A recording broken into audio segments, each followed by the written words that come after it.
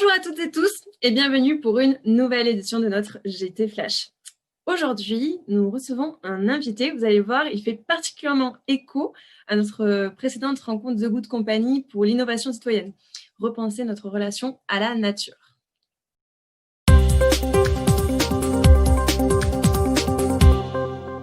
Dans un premier temps, Jean-François Guiglione, vous êtes directeur de recherche au CNRS en écotoxicologie microbienne marine. Est-ce que je peux vous demander de vous présenter dans un premier temps? Donc, ça fait depuis 2001 à peu près que je travaille au CNRS. Mon travail depuis toujours, en fait, ça a été d'utiliser les bactéries pour essayer de dépolluer la mer.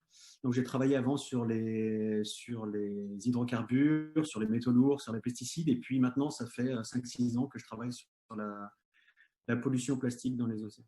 Comment est-ce qu'à votre échelle, justement, vous contribuez à préserver le territoire de la Côte Vermeille, territoire qui nous est cher, comme vous le savez? Alors, au niveau de la Côte Vermeille, j'avais fait un programme il y a quelques années sur l'évaluation de l'état de la pollution de notre côte. Et en fait, ce projet, il s'appelait Vermeil Ecotox. C'était fait avec le parc naturel marin, avec les pêcheurs, et avec l'idée de montrer en fait que il y avait quand même, au-delà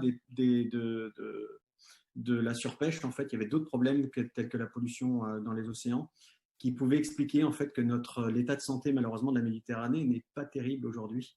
Et donc c'était important en fait qu'on arrive à faire localement des études là-dessus. Et puis maintenant en fait on voit cette pollution plastique. On a fait plusieurs expéditions en Méditerranée.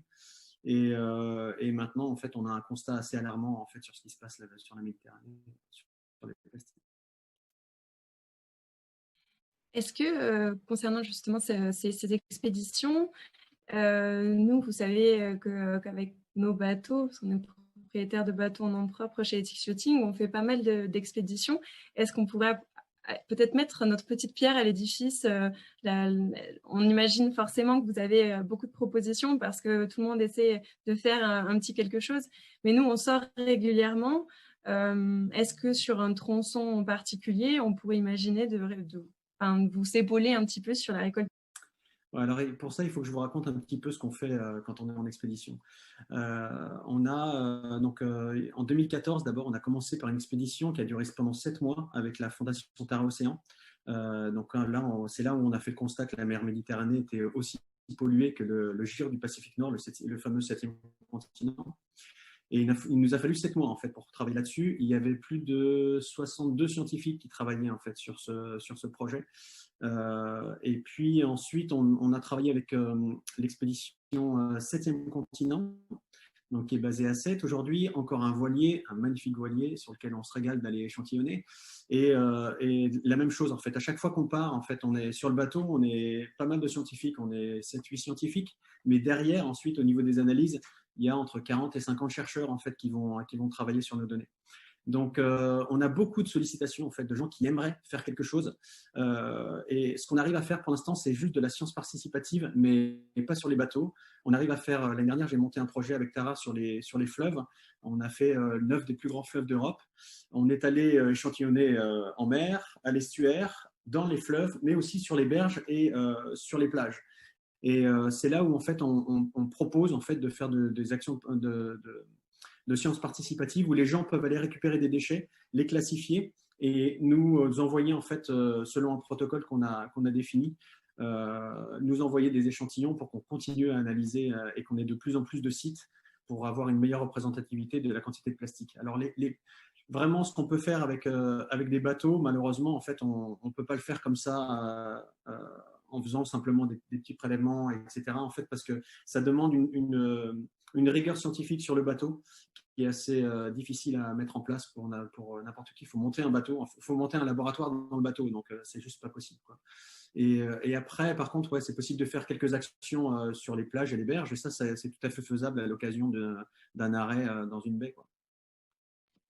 Très bien.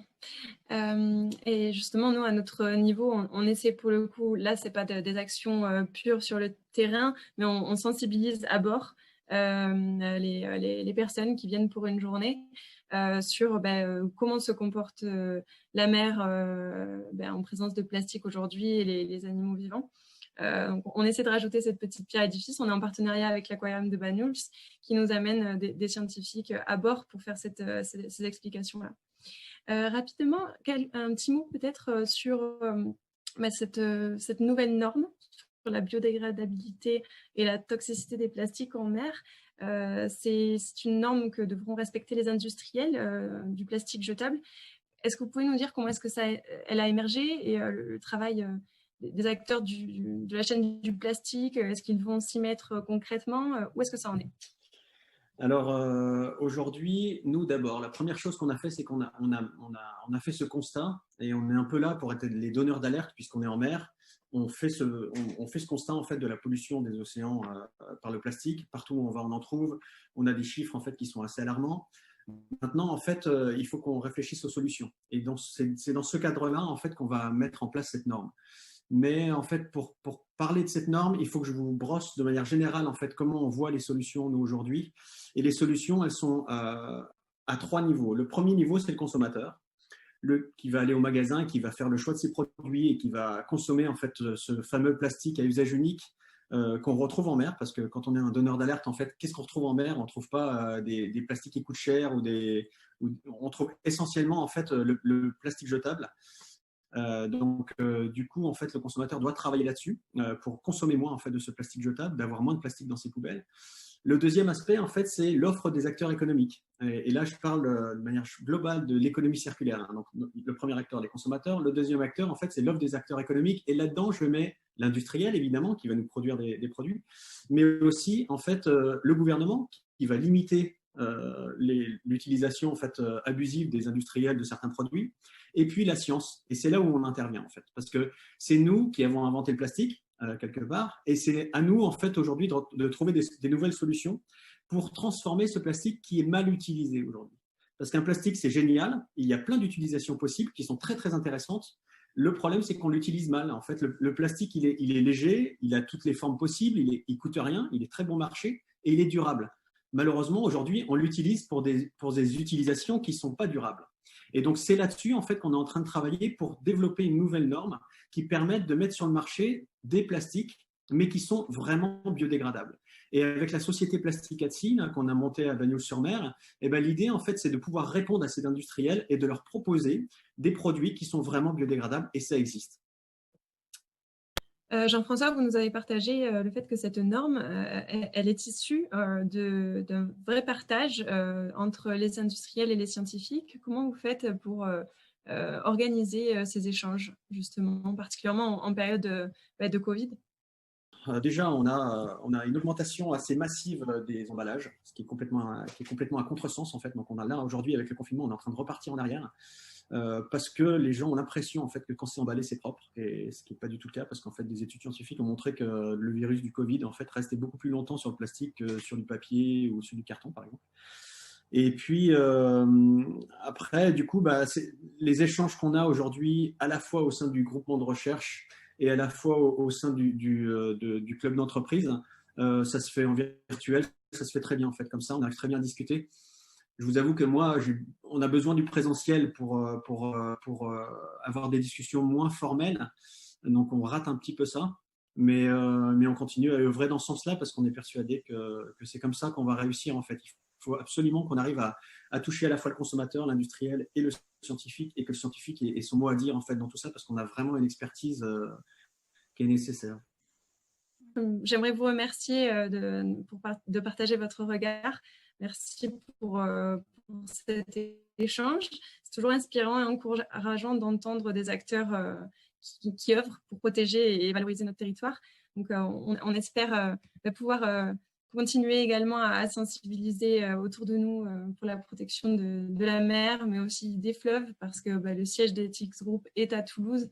Et donc d'œuvrer un peu partout pour qu'à la fin, on ait tous un impact. Merci encore, Jean-François Guiglione, et à très bientôt.